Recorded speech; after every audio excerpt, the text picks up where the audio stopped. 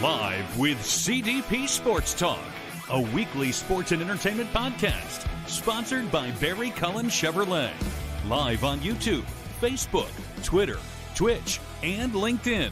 And on audio via Apple Podcast, Google Podcast, Spotify, Anchor FM, iHeartRadio, Amazon Music, Radio Public, and TuneIn. Now, here's your host, Chris Palme.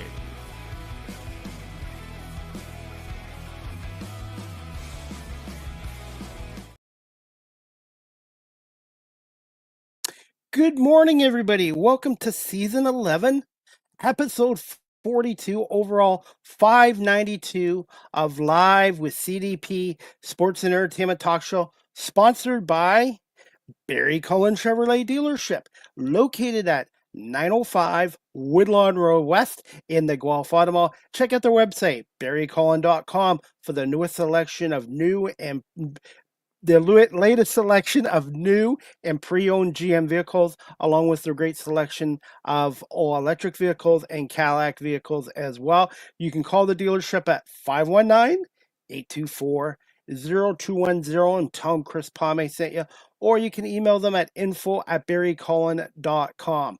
Barry Cullen Chevrolet Dealership has been the official sponsor of Live with CDP Sports and Entertainment Talk Show for the past 3 years, and they are family run and operated here in the city of Guelph since 1969.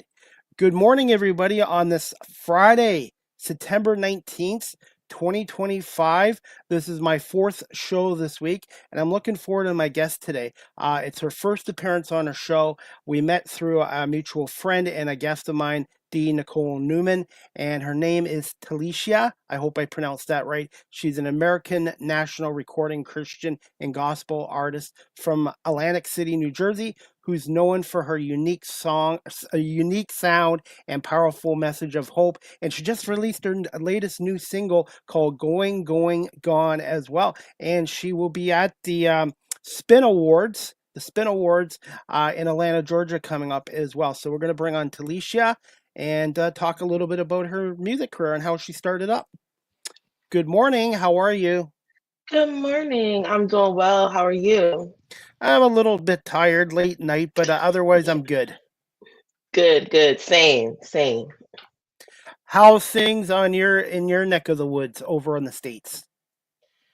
I'm just ready for fall at this point. I'm waiting for the weather to break so I can put on all of my trench coats and stuff like that. I love the fall time, but it's going good. I have so much stuff going on, and I'm just so grateful to be here on your show. So thank you again for having me.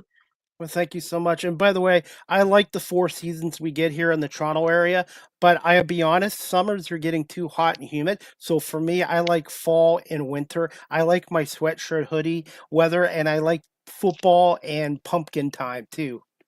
I know that's right.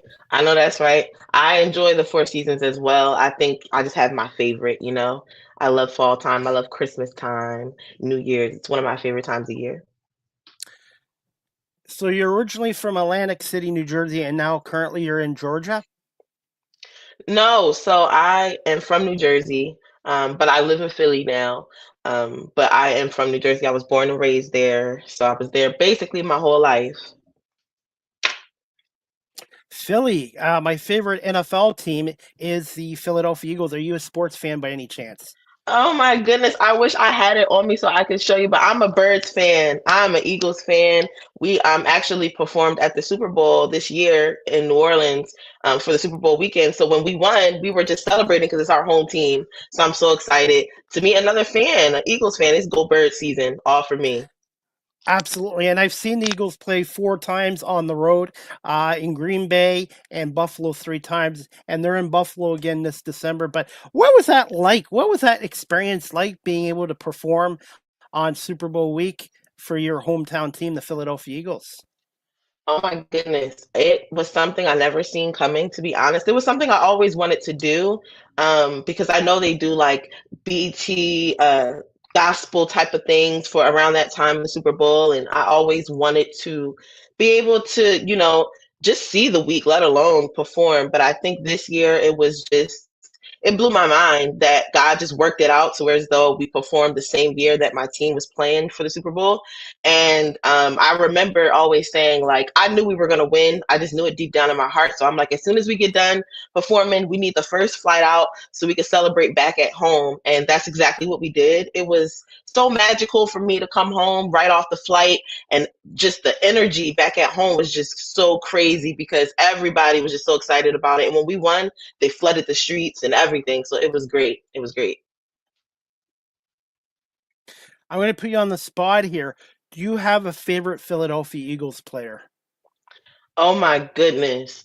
My favorite player right now, um, I would have to say is I have a few. So I actually have somebody who is a friend of mine. His name is Freddie, and he was playing for the Super Bowl when they won, and then he went to another team, but he's back this year for the home team. So shout out to Freddie, who plays for the Eagles. And then I would have to say my favorite player right now is just Hurts, because truthfully speaking, I think I have a little crush on him.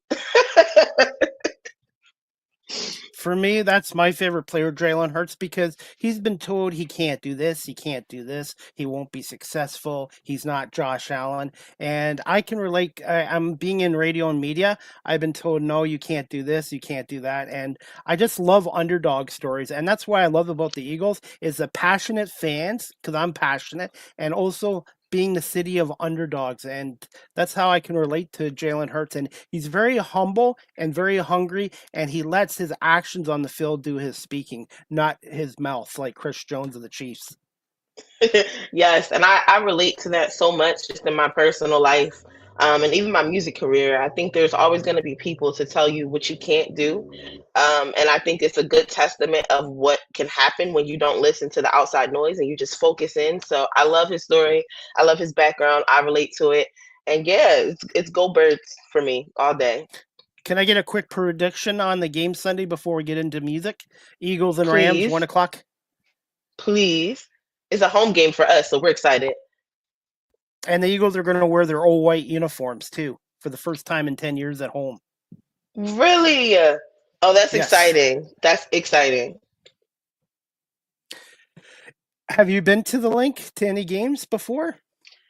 I have. I've been to a few of them, but our favorite thing is also to like tailgate before the game, and everybody's outside cooking hamburgers and hot dogs and stuff like that. So we just did the tailgate for the first game, which was at home, and that was so much fun. So I'm looking forward to it. What do you like most? What do you like the most about living and working in Philadelphia? Mm. It's so many things. So you actually just got that exclusive because I never even told anybody that yet. Um, I just moved this year in April, and I can honestly say it's going to sound really greedy, but the food is amazing. And no matter what time of night it is, like if you wake up at like 12 a.m. and you want to eat something really, really good, soul food, you can still get it in Philly. And Jersey, no chance in the world. Okay. So I enjoy that. And I honestly, I think the people here are just very friendly. It might not seem like it at first, but they are. They're very friendly people, and they call Philadelphia like the city of brotherly love, and I definitely agree with that. So I love it here. Well, we're going to get into some music. I'm hoping to get back to Philadelphia at some point. I've been there twice for Phillies games, and I've seen the link, but I want to get to a game at Lincoln Financial Field, and it's just so great to be able to talk to you. And I've had some broadcasters on from Philadelphia too. Tom McCarthy, the voice of the Phillies, Jim Jackson, the voice of the Flyers, and I've even had the famous Philly fanatic on my show as well too. Really? Oh, you've had them all. That's exciting. Wanted to ask you this too, since you're in the music industry and it's very competitive and stuff like that, just like the radio media industry, how important is it to have a strong mindset and a strong belief support system from family and friends in the music industry? Oh, that's a great question. Yeah, so when I first got into the music industry, the gospel music industry, I thought it was gonna be like, you envision like butterflies and you skipping through the field and everybody's happy and we all love God, and it's really not like that. The gospel industry is ran just like the secular industry, and it's a business. So you have to learn the business. I tell people that all the time. Like you can want to do music, but if you have any interest in making it somewhere, uh, globally speaking, you have to learn the business of it, and it's very very important because if you don't, you'll run into so many people who are just good business people. And if you're sometimes good business people means that they look out for their own best interest and not yours. And so you really have to understand like the business of what you're doing. I learned that very early in the game. And then not only that, but I thank God every day. I have such a big support system. I have a big family. I have a lot of friends and support, and I don't think that I could really do what I'm doing to the degree that I'm doing it without them because they always recenter me. I'm always traveling and networking, and it can be a lot on you mentally when you're just going from one place to the next and coming home and you're working, you're shooting music videos and just doing so much. So I really, really depend on my village to center me. I run to them when I'm feeling just weak, and they are there to like pray me through and just bring me back home and make me laugh. They know that's one of my favorite things to do. So I really, really appreciate my family and friends. Shout out to them. And then I have a really, really good team too. Dina's a part of my team, Dina Cole. Shout out to her. She's an amazing person. I have the best management team in Alex and Maya. And, you know, God really has just surrounded me with love and support. So it helps me and gives me that push to just keep working and keep going. Speaking of Dean Nicole Newman, she was on my show a month ago. Good person. We had a great show. Can you tell our audience a little bit how you met with her and your relationship with her? Yes. So I have been blessed to be doing like award performing for award shows, gospel award shows for a very long time now, some years. And I met Dina January 2024, where I had to perform at the Avidity Awards on the main stage for their award show. And we were in New Orleans, and she was on the carpet doing press. And of course, because I was a performing artist, I had to walk the carpet and do my interviews and all of that before the show started. And that's where I met her. She was like one of the last people that I interviewed with. And when I tell you our spirits just connected, like I am one of those people who I can sense if you have good energy, good spirit, and she really just did. We clicked immediately on that red carpet, and so it was a purple carpet then. But Dina is just an amazing person, and so we did our interview. We connected after the interview, and I remember a couple of months later, I reached out to her to ask her if she knew of anybody or had any connections with public relations, so a PR person. She was like, "Yeah, you know, I do that." And so we connected on that level too. And before you knew it, we've been working together ever since. So Dina is literally very very close to my heart. She's a close friend of mine as well as my PR lady, and I'm telling you, she's bad to the bone.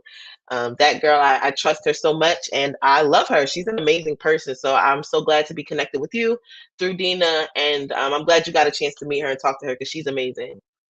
And I want to say thank you to Dee Nicole because she's the one that arranged this opportunity. And I just really, she's a good friend. I consider her a friend as well. And I wanted to ask you this too.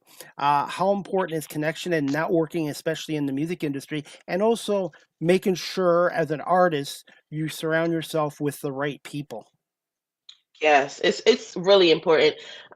One of the first things that I learned in just studying how things was done, um, was understanding how to network and not just network with people because you want something or need something or they can help you with something, but really, really building like genuine relationships with them. And that has gotten me so far because now I have a whole heap of relationships within the music industry, all the way from radio to TV to other artists who sing music like me, um, CEOs of award shows. And it has just taken me so far. And I think that being a genuine person is the first step. You don't want to just, like I said, try to build relationships with people to try to get something from them. You really, really want to get to know them and learn and be a sponge and never think you know it all. That's one of the biggest things.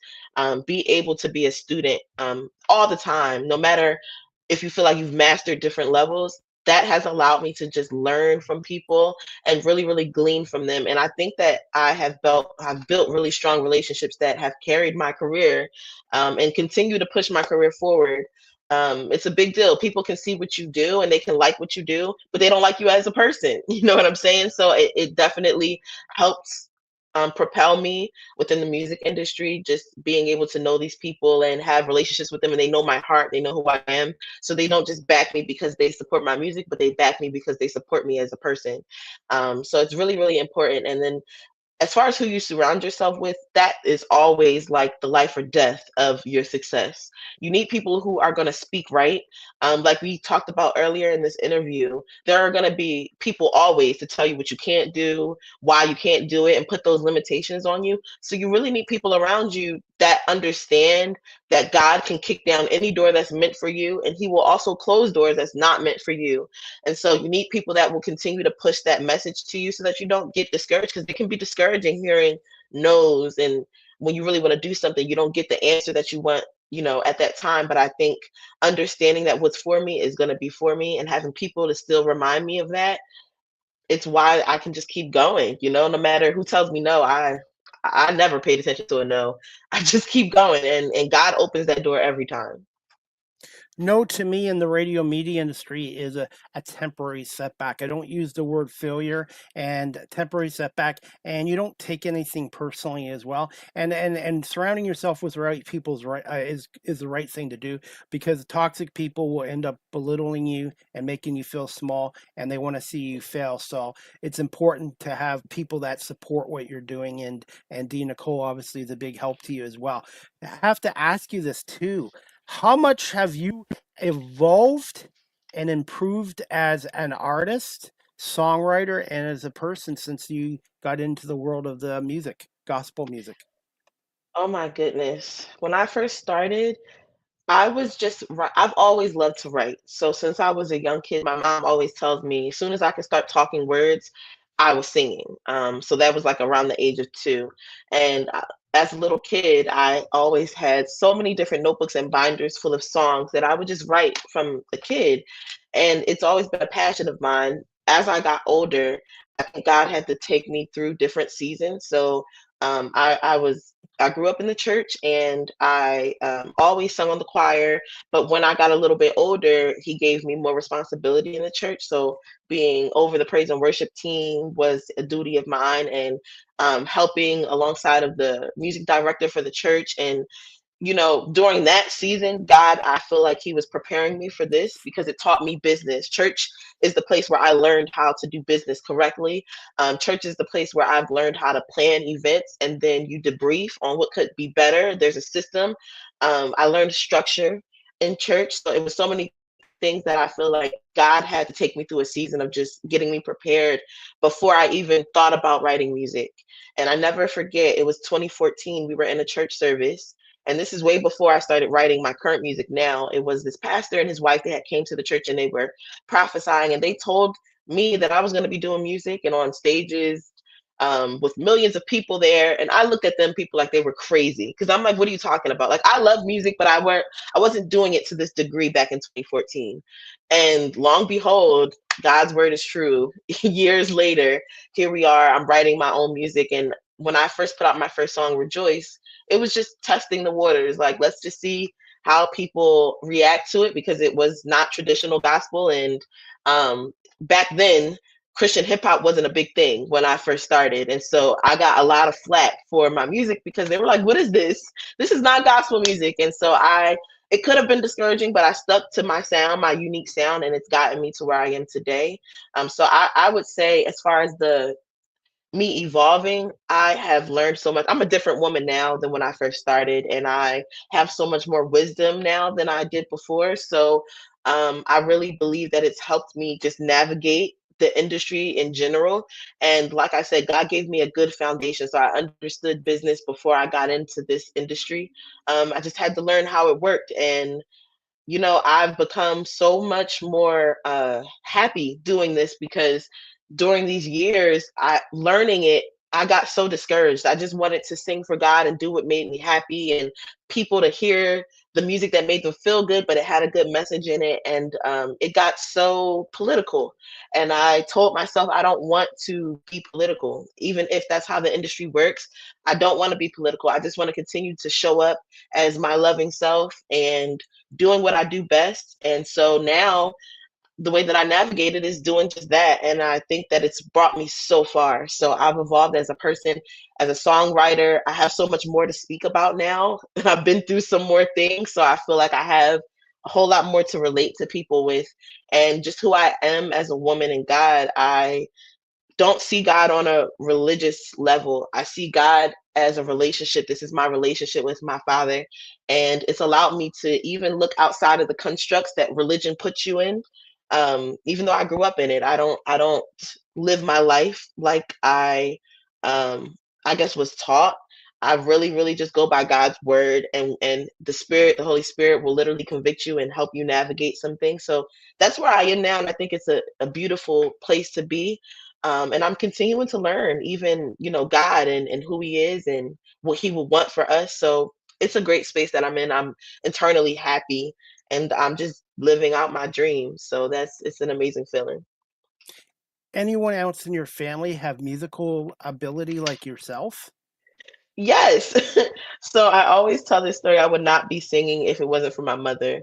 My mom, when I was younger, she, grew up in the church as well, but she was doing her own music. I watched as a baby. She would go to the studio and she would write, and she would come home and play some of the things that she did. And I looked up to my mother so much. I wanted to do everything she did, and she literally was like my superhero. So I believe that if it wasn't for her, even though God gave me the gift already, um, I don't think that I would be doing music to the degree that I'm doing it. She really kind of set that space for me to feel comfortable. She got me these CDs when I was younger, which gave me such like a versatility as far as it became to what I thought about music. I had a Brandy CD, and I had Kiera Sheard, and I had um, Deborah Cox. She would listen to Deborah Cox, and I had such an ear for music back then. So it allowed me to do what I'm doing now. My grandmother sings, my grandfather sings. If you come to one of my like family get-togethers, that's all you're gonna hear is us like joke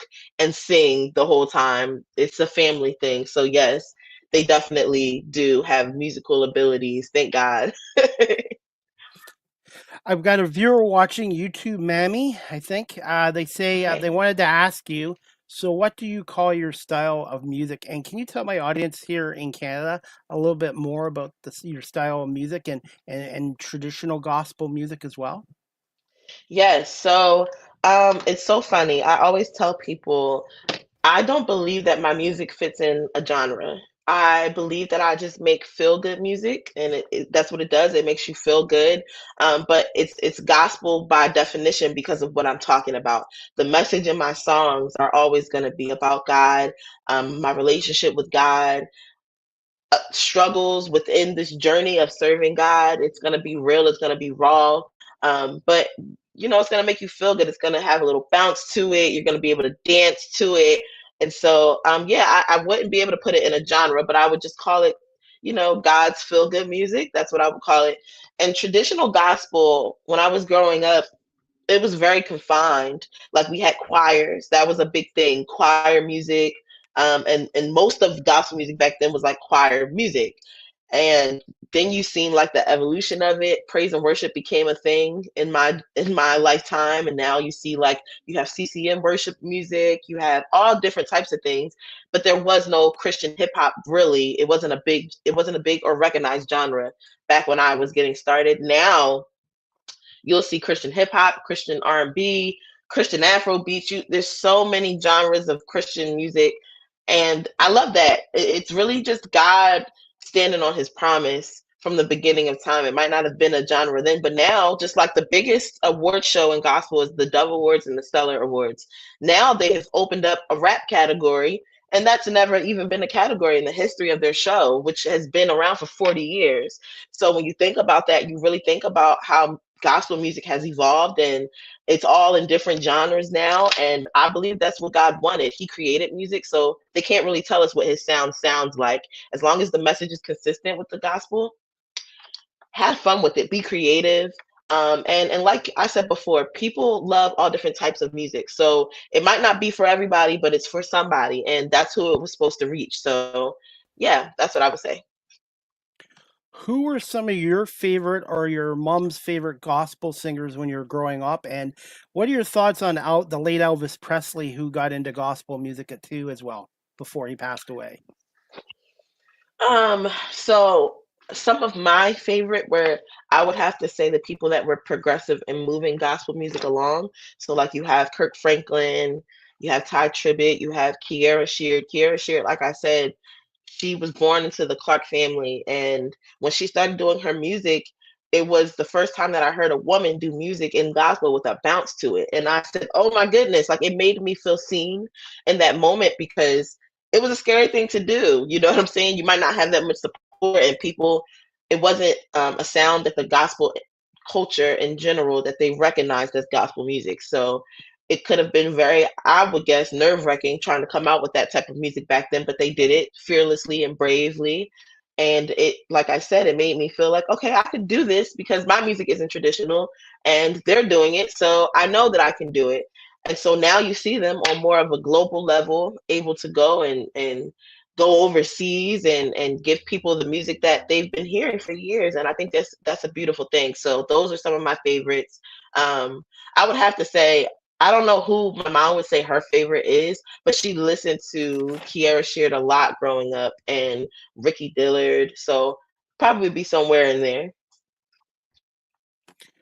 You were Oh, mentioning Elvis too. Presley, right? You said Yes, something about yes, Elvis. Yes. yes. I think that's a beautiful thing. I think it really just shows how you can be versatile in music and you don't have to stick to even what you first started out with singing. I think it's a beautiful thing that he even recognized who God was. He had so many people that followed him. So that to me is a source of ministry in a way to allow his followers and people who were fans of his music to see him going in a different realm. I think that's a beautiful thing.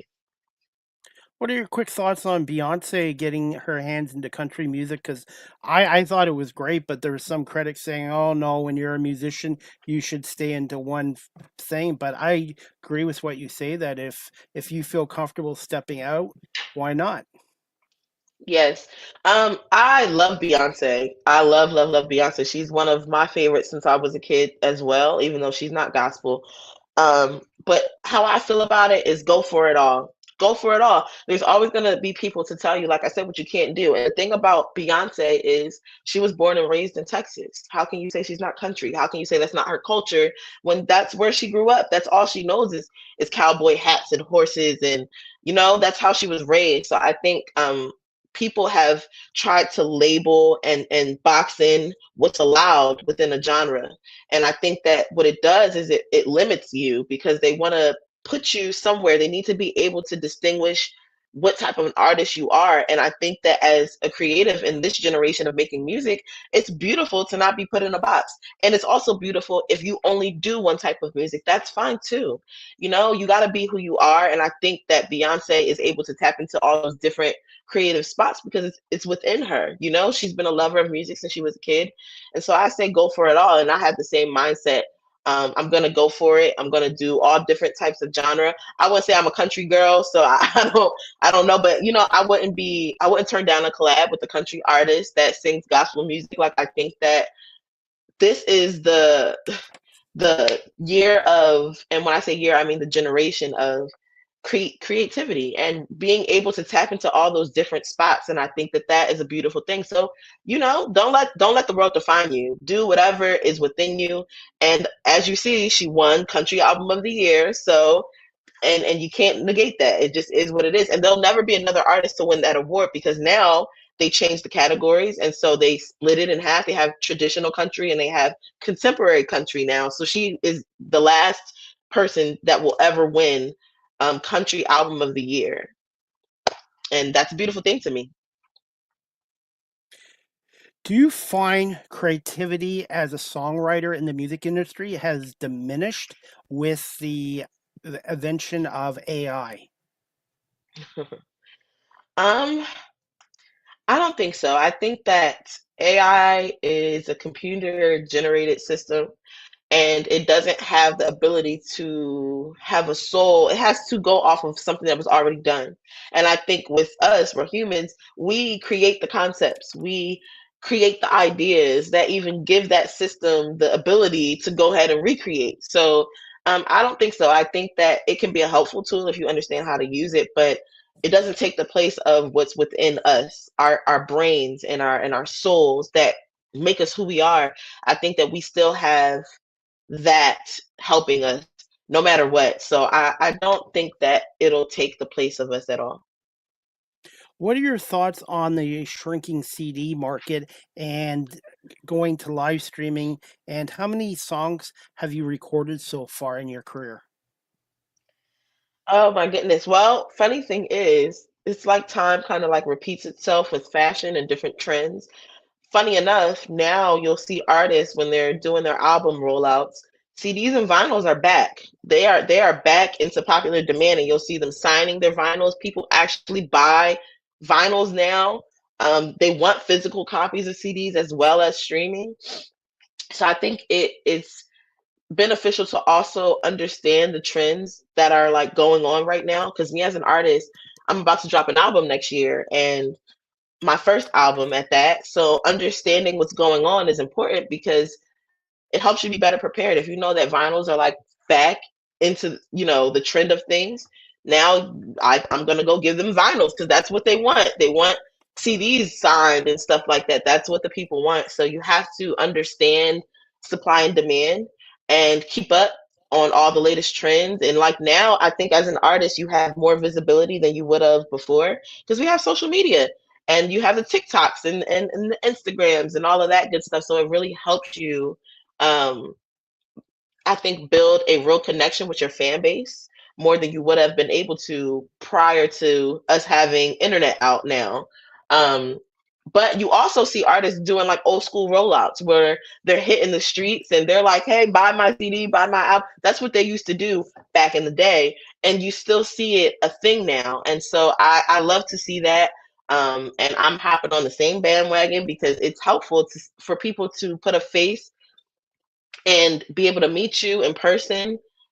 People don't just fall in love with music. Like I said, they fall in love with the person, So it's like meeting them and being able to like interact with them is just so important nowadays when you're doing music. So that is what I would say. I don't think it's streaking. I think it's coming back. It's making a comeback. So you got to just like stay tuned into that. And then, as far as, I'm sorry, the second question you asked me was what? I should have wrote it down. I Me usually too. write I guess just about the market. I guess trends and Yeah. stuff like that, the vinyl records, and hopefully 8 tracks and cassettes don't come back. But you're right. Oh The older I no. get, everything seems to come back, especially Yes. roller skating too, which you used in one of your video. Gotta ask you this, and maybe you can't tell me right now, but congratulations on your first album. Have you picked out a Thank you. name yet? Have you picked out a name yet? And how many songs are you going to try to get on your album, approximately? Yes, so I can give you a little bit of tea. My album is gonna be like a 9 song album, and it is it's so exciting for me because I've only ever put out singles. I haven't put out a body of work yet. So this is like my freshman album, and it's for me so personal because you get to kind of see where I am, where I started, and get a feel for where I'm going. Um, the album is called Me to You. It When I was writing my songs, because that's what our strategy was to just write and just create, and then we'll see what it is after. We didn't try to pre-plan what it was going to be titled or anything like that. We just wanted to create and then get the feel of what we're doing and then go from there. And as we were creating, it just felt like one big love letter. Whether it was the songs talking about from me to God, or God talking to me in that moment, or to any of us. It just felt like a big love letter. So my album is called Me to You. And I'm so excited about it. Like I said, it's going to have 9 songs on it, one of them including my latest single, which is Going, Going, Gone. And it's going to, I think, shock everybody because it's not what they would expect from me. It's very different, and I love it. I love it. And we've created so many songs. So I think right now we might be at a little over maybe like 15, if I can think correctly. But we're gonna pick our strongest out of that and make sure that it works together. So yeah, I'm excited, and it's coming in the beginning of next year, so you won't have to wait too long. Do you have your own recording studio, or do you record from home? So I have an executive producer. Shout out to Double A. He is my right and my left hand. Um, and he has a studio. So that's where I go and I record and I write with him. Or if I'm not writing at home, I'm writing in the studio, like while I'm in the session, and then just putting it right down when I'm thinking about it. So yes, that's where I go to record. He is executive producing my album, so I'm excited about it because he's brought my visions and my dreams to life, things that I could have only dreamed about. I always told him, I don't know if you know what this is, but I told him I wanted talk box on my songs. It's like this very like it's giving 90s computer love type of feel. And he surprised me and got it on there. And when I'm telling you guys are gonna love it. You guys are gonna love it. It's just an amazing body of work and I'm so excited about it.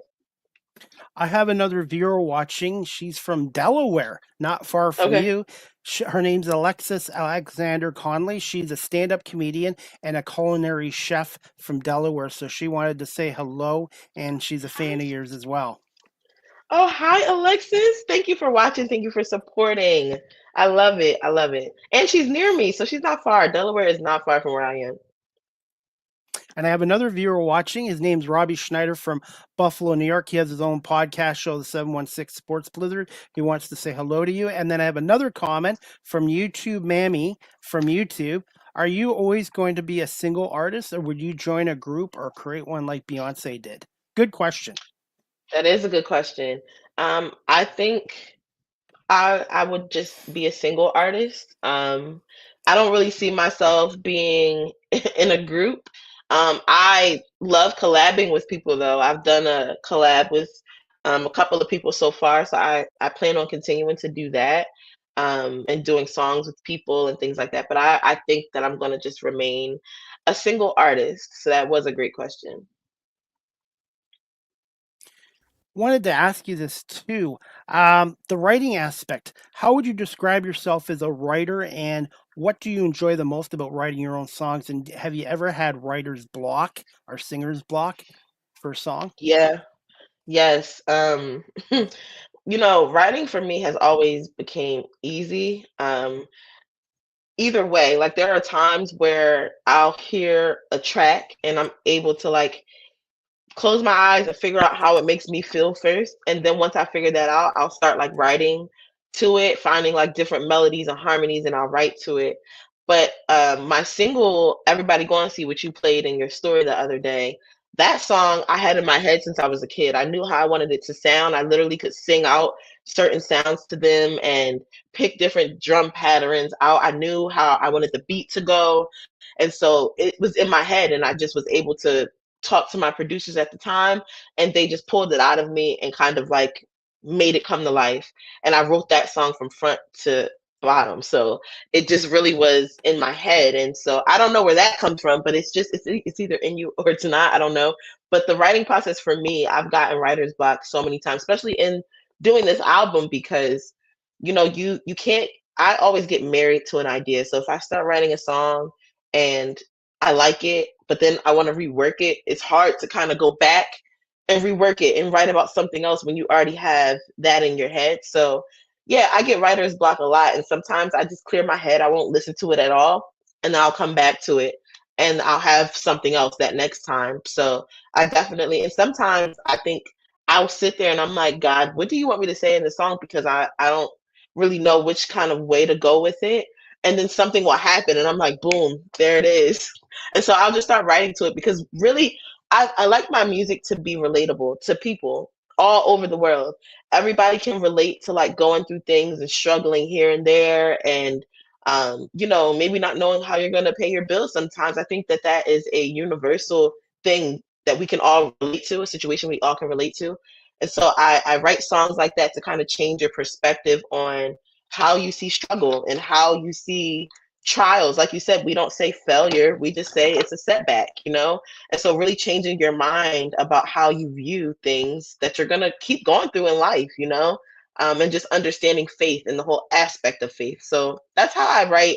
I want people to be able to relate to the song as well as it be something that they like to turn on in the morning. My latest single, Gone, Gone, Gone, it's a feel good song all day. It's woke up like, who's going to stop me? Like, you feel fearless during the day. So I really want people to be able to connect with each song that I write. Speaking of gone, have you had it aired in Canada yet, or is this the first time this song is going to air in Canada? So I believe this is the first time it's going to air in Canada.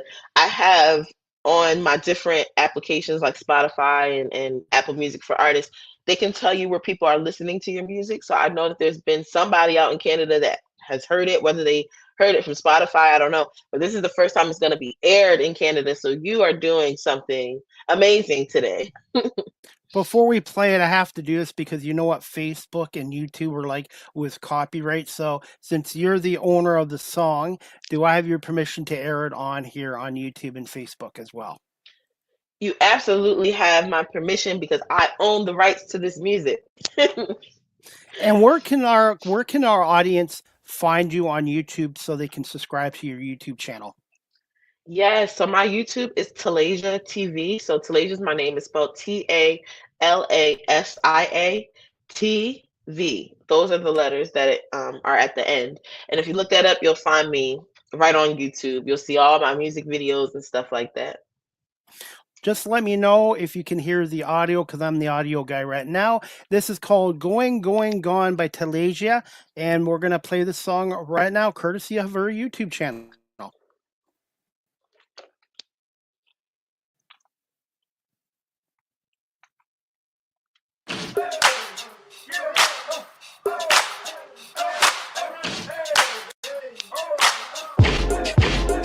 Woke up like, who's gonna stop me? I'm so lit now, you're not feeling good. Got the fashion blogs all on this outfit, and I'm feeling good. But anyway, who cares? He is the star and no one compares. Without him, I wouldn't soar anywhere or be able to bear the weight of the world on my shoulders. He makes me feel protected, he's my soldier. And my mind's always gone when he shows up. And in case nobody ever told you, his love is what you got my mind going, gone all day, every day, need your love. Got my mind going, gone, gone, gone. You got my mind going, gone all day, every day, need your love. You got my mind going, gone, gone, gone. How do I keep peace inside? Probably think that I got it together, but he keeps the peace in my mind. So it can't take its place. Heard that nobody could do it better. Whatever the reason, no matter the weather, I know that I need only you in my life, my life. Ooh. But anyway, who cares? He is the star and no one compares. Without him, I wouldn't soar anywhere or be able to bear the weight of the world on my shoulders. He makes me feel protected, he's my soldier. And my mind's always gone when he shows up. And in case nobody ever told you, his love is what you got my mind going, gone all day, every day, need your love. You got my mind going, gone, gone, gone. You got my mind going, gone all day, every day, need your love. You got my mind going, gone, gone, gone. You got my mind going, gone all day, every day, need your love. You got my mind going, gone, gone, gone. Every day, need your love. Got my mind going, gone, gone.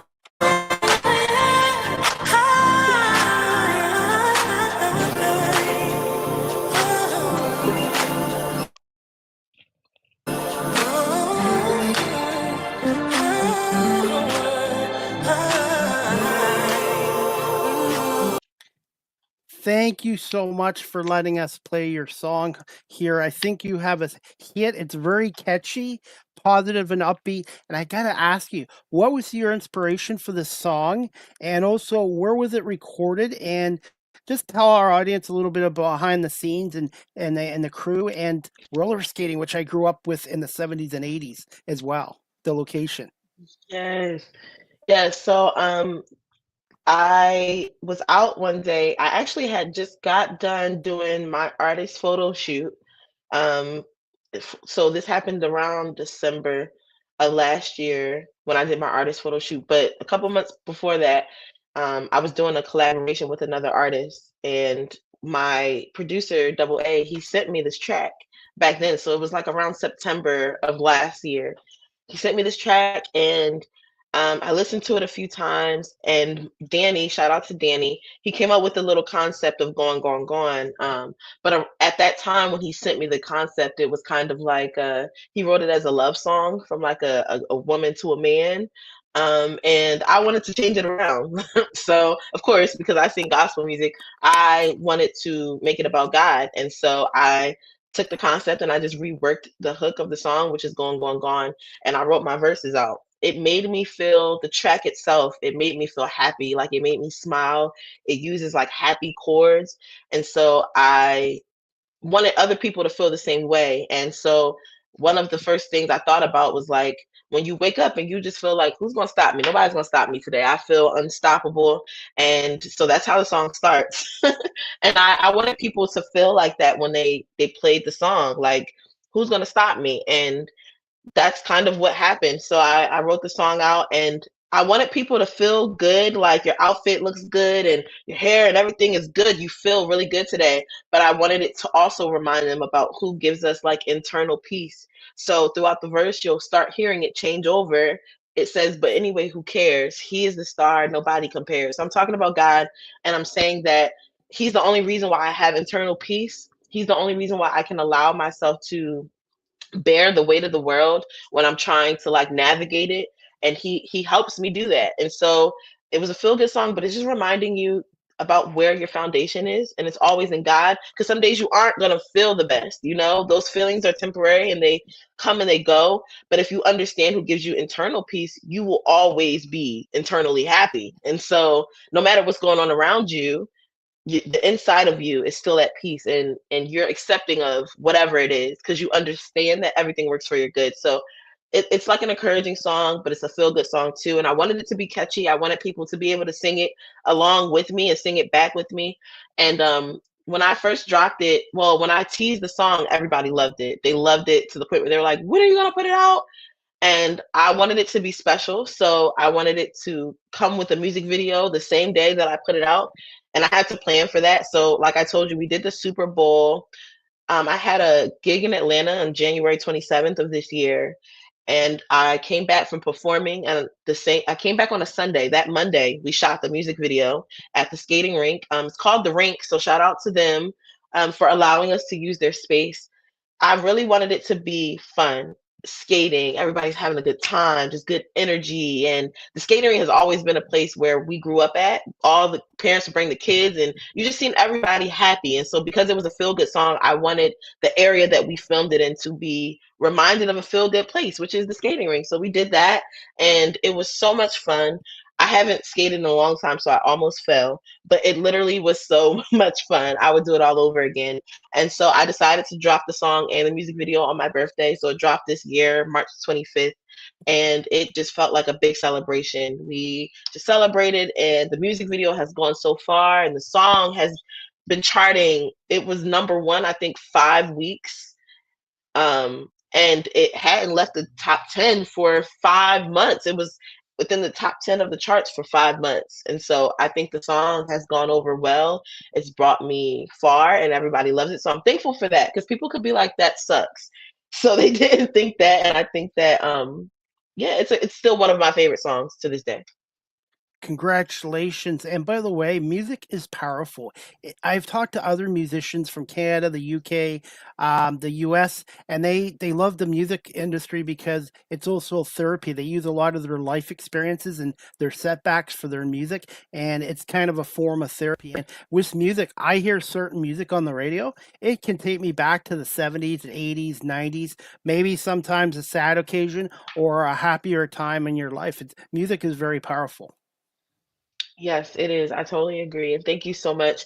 I always said from the beginning of time that music is just the conversation starter. So somebody hears your song and they think it's good and they like it, and then they start listening to it and they're like, okay, she's talking about something.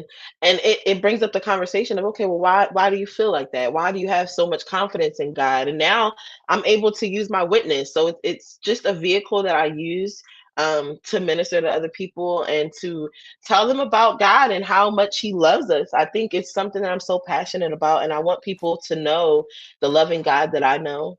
And I want them to have the same peace and security that I have. So that's my whole goal with this thing, and it's never changed. It's ministry first, and music is just one of the vehicles that I use for it. Can you tell my audience a little bit about editing your music?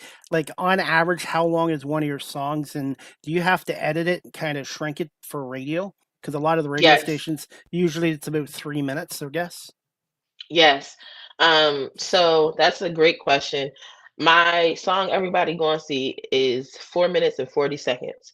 And I never forget when it started to get big and people were listening to it and they were like, you need to send this to me for radio. That was one of the things that I was told back then, like, you got to make your song shorter because radio it's quick, it goes quickly. So I think the longest amount of time that you can have your song on radio is 3 minutes and 30 seconds. So I definitely have to rework some things. Like for my album, it's one of the songs on my album that is going to be cut for radio so that it can be sent to radio, and then you'll have the extended version of it on the album. So I definitely learned that early in the game. You do have, if you want your music to be on radio, yes. If you don't care about the radio, then no, make your song 10 minutes long if you want to. But yes, it is something that you have to do.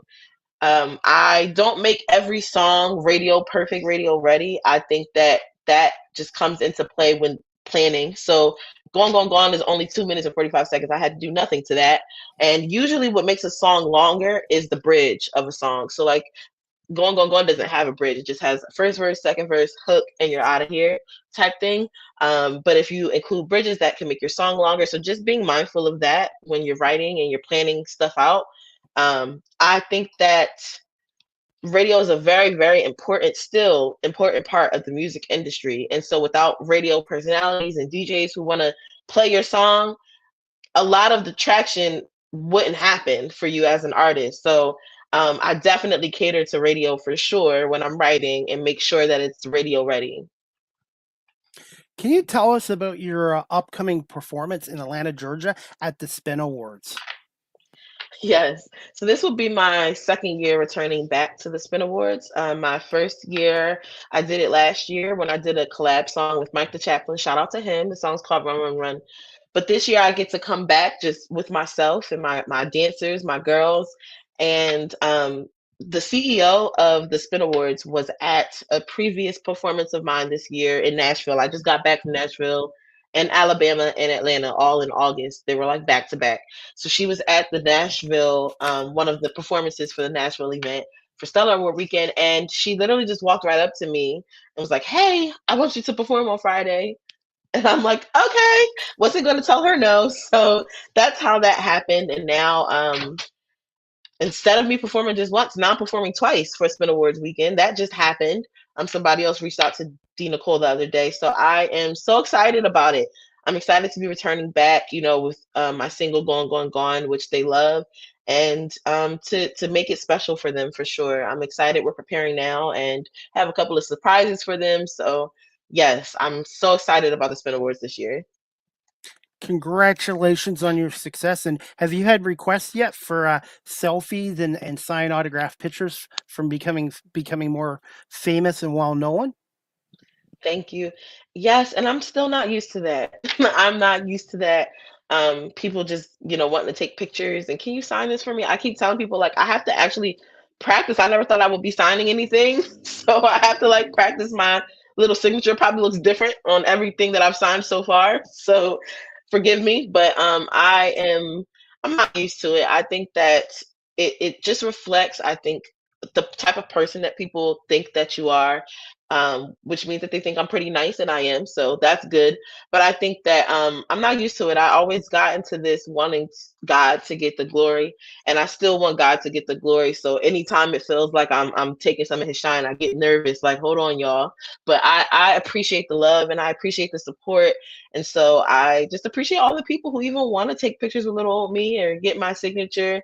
And I hope that, they continue to want to meet me in person, that I'm somebody who doesn't seem standoffish. I don't ever want to come across like that. So I thank God for all of my supporters. I don't call them fans, I call them supporters. They're my fam.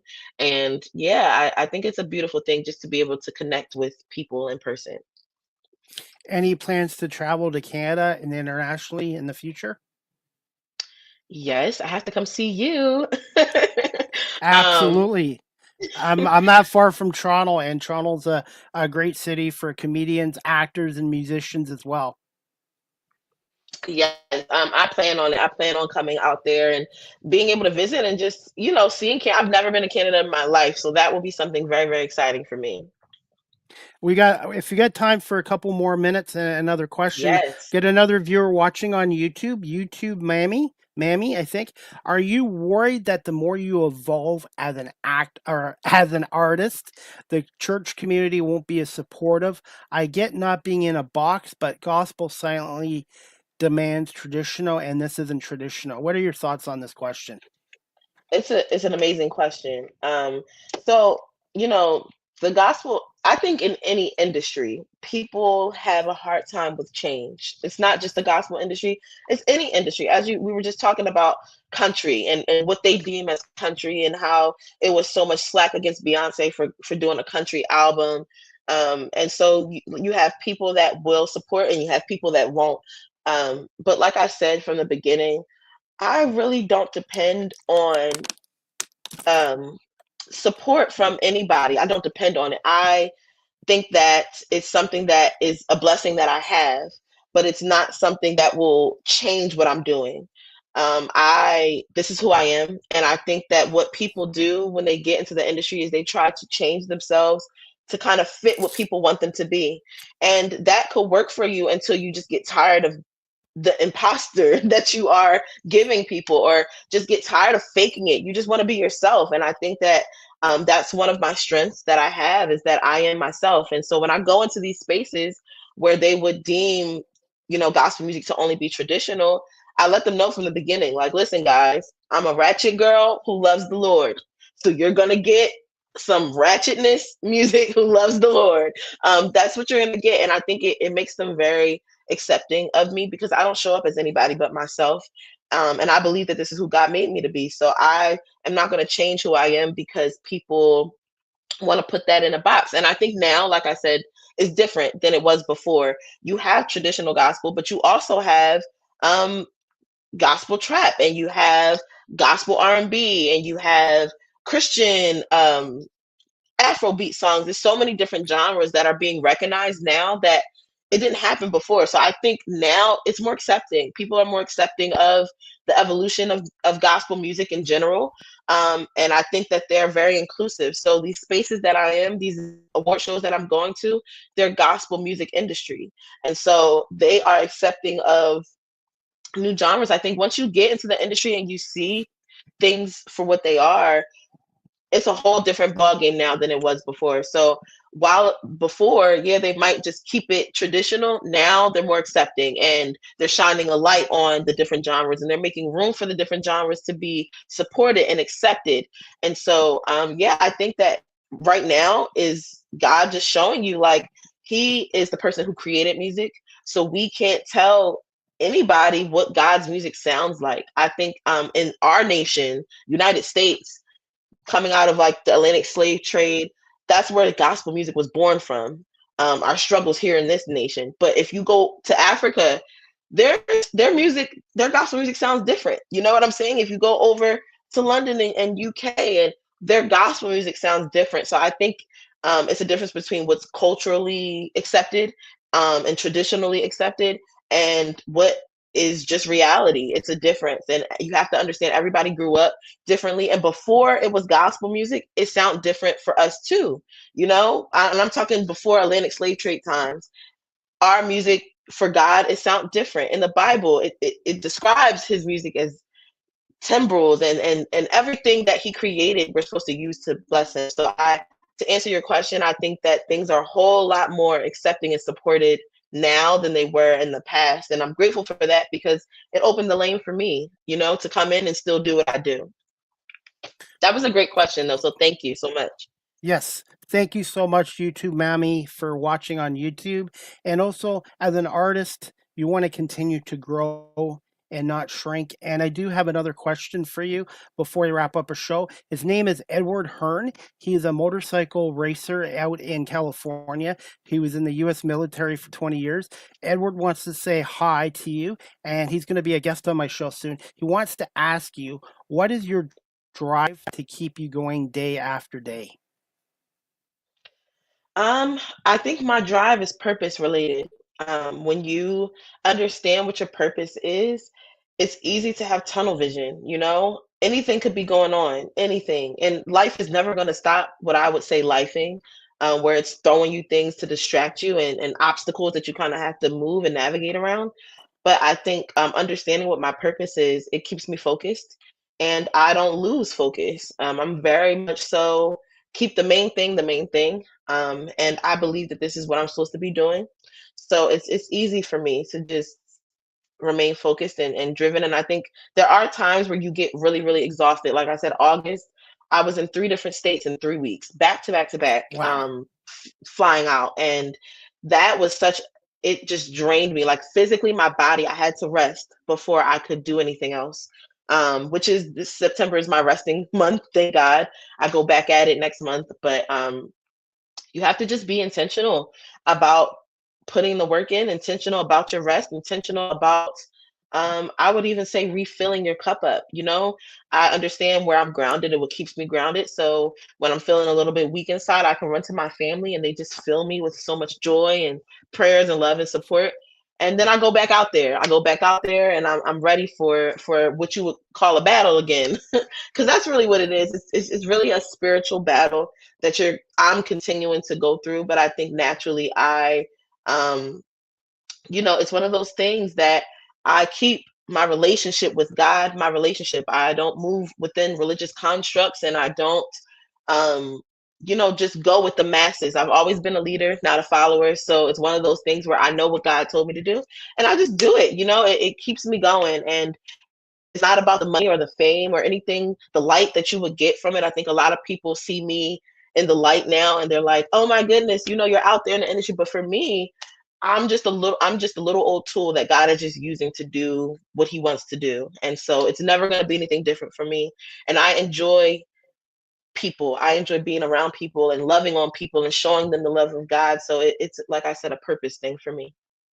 You want to avoid burnout too, because in any career, if you don't have a work-life balance, you can easily burn out, and you don't want to do that or lose the passion for your music. And I have another question for you before we wrap this up. You too, mommy, again. Thank you for watching and for your great questions. He just wanted to say, purpose related was powerful. You go, girl. Oh, thank you. Thank you so much. Thank you for every viewer that's on here, even if you didn't ask the question. Thank you guys for watching and supporting. And you can follow me, I'll follow you back, and we can stay connected. But this has been a great, great interview. I loved it. Thank you for having me again. And I am so ready to come back. So whenever you want me, I'm there. And I look forward to meeting you too, coming to Canada and you showing me around and stuff. So I'm excited. Yeah. Niagara Falls in Toronto. Yeah, I'm not far from Niagara Falls in Toronto, and music is huge over here too, by the way. So hopefully you can do some live Wow. performance as well. Yes, I'm a We nature freak. That's a secret about me. I love nature. I could literally just go sit on a mountain by myself and stay there all day. I'm a nature girl. I love waterfalls and all that. So yes, please show me. I think you just answered my last question here. What is a fun fact about yourself? Oh, I have a I think we just lost her. Guys, just bear with us. We're just gonna wrap up the show. We just lost our guest. Okay, she's back. Just an issue with the Wi-Fi. We're just gonna ask our guest Talisha some fun facts or a fun fact about herself. So hopefully we can wrap up the show with her. Just been great talking to Talisha for this past hour as well. So I'm not sure if you want to try to log off and try to log back on, but I want to say thank you to our guest today, Talisha. Okay, I think she's back on. Okay. Oh, I'm Hello, how back. are you? Yes. Okay. Good. Yes, I'm back. My computer just went down. It Thankfully, I had a happens. backup. I was ready for Smart, this. smart on your point, and I'm glad we did the show today, not yesterday, because about 24 hours ago yesterday we had a power outage here for 15 minutes, so I lost everything for 15 minutes. So thankfully we did the show today. But just wanted to ask you, what's a fun fact about yourself that your supporters might not know about you? Yeah, so I just told you guys one of my little secrets. I love nature. I'm a nature freak. I will literally watch all the Planet Earth documentaries, the stuff about the safari. I love just being in nature. It's one of the things that again centers me. And then I I have a little obsession with food. I love food, guys. I'm like, I really need to like eat less of it, but I love food. I am a foodie.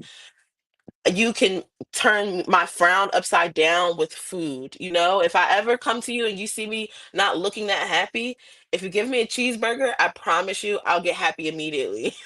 So that's a fun fact about myself. Um, and I'm like a complete jokester. Like all I do all day is just joke around. I love to laugh, so it's a family thing. I grew up that way with my family, so it's just what I love to do. I just love to laugh and be in nature and eat. If I could do those three things forever, I'd be good. Same, same here. Have you thought about trying stand-up comedy? No, because I think that's like for me, it's so it has to happen naturally. If you put me in front of a mic and I'm trying to be funny, I don't think I would be funny anymore. You know, I might start hitting you with knock jokes and nobody would laugh. So, yeah, I think like you just have to catch me in my natural habitat and you'll have an amazing time. You'll just laugh all day long. And as we wrap up this show, this segment is I just created this about a month ago. Ask CDP a question segment. Do you have a question for the host? I do. Um, what would you say what has been your favorite interview so far and why? My favorite interview so far. I've done over 1,300 interviews, Oh virtually my and in person. I do them in person as well as virtually. My favorite interview. I I'm going to go with the gentleman named Tom Burgoyne, the Philly fanatic. He came on my show and he spoke to me for over an hour. But I have a lot of favorite interviews, but he's one of my most memorable ones, the Philly fanatic. Oh my goodness. And why? What happened in that interview? Well, he's been the mascot of the Phillies, the Philly Fanatic, for the last 35 years. He's only the second guy to play the character, and that mascot is legendary, like the San Diego Chicken, Philly Fanatic. It's just certain mascots you identify them with the teams, and the Philly Fanatic is worldwide known as well. So I've had a Yes. lot of great guests. I would say a lot of. I've just been really lucky getting a lot of guests, and what I love about my show is the storytelling aspect, the learning aspect, and also connecting with people as well and learning. I learn something new from every guest and stuff like that. And my show is very diverse with guests and topics. And I don't want to be stereotyped as, oh, this guy can only talk sports and that's it. And I hope my guests realize I put a lot of time and effort and preparation into these shows, because you see some of these other podcast shows and it looks like they've got their next door neighbors come over, and I just don't want to be stereotyped like that. I wanted people to come on my show, have a good time, and take this as professional, because I want to get back into radio again as well. Yes, that's amazing. That's amazing. And you brought up the mascot thing. I have to tell you, one of my favorite mascots, do you know Ellie the elephant? For like No, I I think don't. it's like so she's a mascot for I think it's a basketball team in New York. So what is that like Liberty? I don't know what they're called, The New York but Liberty. yes, she is their mascot. And when I tell you she's literally the best mascot ever in life, she's so funny. She just dances and she has different wigs that she puts on. And I think she makes me laugh so hard. So I would have to say, even though the Eagles, I'm home team all day, but that mascot, that Ellie the elephant, she is my all-time favorite mascot. She's so hilarious. Edward Hearn has one last question for you, and he's going to be on my show on Friday, September 26th at 8 p.m. to talk about his career in the military, working in the aviation industry, and as a motorcycle guy. He wants to ask you, Are you an Atlanta Falcons fan? Which I'd say no, you're an Eagles fan. And he wants to know, do you love chicken and waffles? That's so funny. So yes, I'm an Eagles fan. I have an Atlanta's hat. Um, I love fitted caps. So I have so many different teams on fitted caps and stuff like that. So I do have a hat from the Atlanta's Falcons. But I would say I'm an Eagles fan. And then the chicken and waffle question is so funny. I actually do not. I've never been a chicken and waffle fan. Like my brain just tells me they don't go together. And so even if they're good alone, I would never go and order that because I need my chicken to be with like sides or something. And I need my waffle to be with breakfast sides. So I'm not a chicken and waffles fan at all. My brain just can't put it into like tell me that it's okay to eat it. I just can't do it. So no, I wouldn't say I'm a waffle and chicken fan at all. Not together. And finally, favorite dessert. Do you like cake, cheesecake, ice cream? What's your favorite desserts? See, we talked about this earlier and how I'm such a foodie, and that is such a hard question for me because I have so many favorite desserts. Um, I would have to say, yikes. Okay, I like tres leches cake. I love tres leches cake. I think it is literally one of the best things ever invented on earth. It's like that cake that has like the condensed milk in it, and I love it. Oh my goodness, it's so good. So that's one of my favorites for sure. Where can our audience follow you on social media, your website, and the best way of contacting you, and your latest upcoming projects, if you'd like to share? Yes, so I'm on social media on Instagram, Facebook, TikTok. I have the same name. It's Talasia Music. So it's my name, Talasia Music, Music. And that's on Instagram, Facebook, TikTok, Twitter. That's where you can find me and keep up with all of my updates because I'm constantly like posting on there. And then there's also a button on each of those where you can contact me. I have an email for like performances and stuff. So it's talasiamusicinfo@gmail.com. That's where you can reach me and my team about performances or interviews or anything like that. But to keep up on what's going on in my life and like, my upcoming album that I'm about to drop and things like that, you can always find me on social media, Instagram, Facebook. I post consistently. I'll post throwback videos, so maybe some things you've never seen before, if you're new here. So yeah, that's how you can stay connected with me. We have so many great things going on and coming up soon. Like I said, my album is just one of them. So yeah, I'm excited. I'm excited about this next season. So stay connected. I follow back and all that good stuff. Talasia, I want to say thank you so much for coming on here today. And thank you to D. Nicole Newman for arranging this. And give me a little bit of time, probably tonight, because I'm going to Toronto this afternoon to cover a Canadian Football League game. That's our version of the NFL. So give me a little bit Wow. of time tonight, and I will send you the full video, the audio, and reels and clips, and I will tag you in. And you have an open invite to come back on my show again in the future, maybe with D. Nicole Newman at the same time. And I want to wish you continued success in your music career, and you have me as a new friend and a new supporter, and being a Philadelphia Eagles fan, that's a bonus too.